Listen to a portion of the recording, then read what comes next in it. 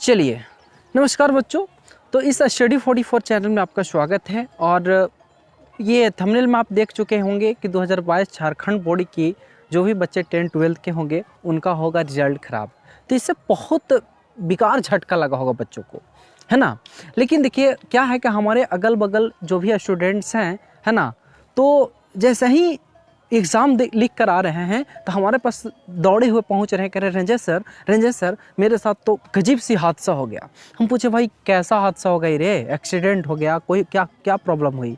तो बोलते हैं कि सर देखिए ना, जो भी टर्म 1 का एग्ज़ाम हो रहा था, जो ऑब्जेक्टिव लेवल का क्वेश्चन पूछा जा रहा था, उसमें हमको पता चला कि 15 को सही है और पूरा होपलेस है और उस पर खूब परेशान है, बेचैन है, उसके बारे में खूब सोच रहा है। तो देखिए बच्चों, हमें कहना है कि देखिए आपका रिजल्ट ख़राब होने की यही सब मेन जड़ होता है, ठीक है। कहने का मतलब है कि जो बीत गई बात गई। अगर आप एग्ज़ाम को लिख दिए हैं, ठीक है, अगर लिख दिए हैं तो वो कहानी ख़त्म हो गई। अब उसको आप कुछ कर भी नहीं सकते हैं, दोबारा आपको पेपर दिया थोड़ा ना जाएगा।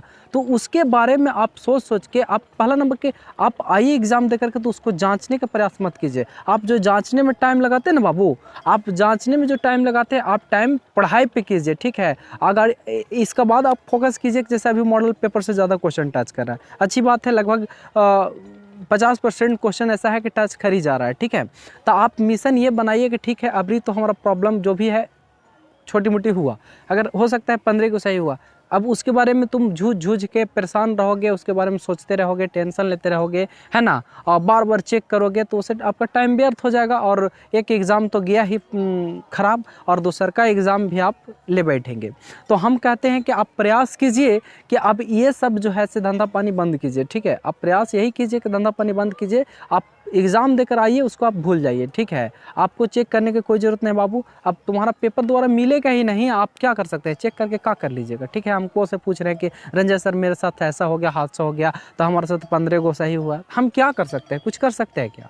कोई नहीं कुछ कर पाएगा, क्योंकि आप ऑलरेडी लिख चुके हैं।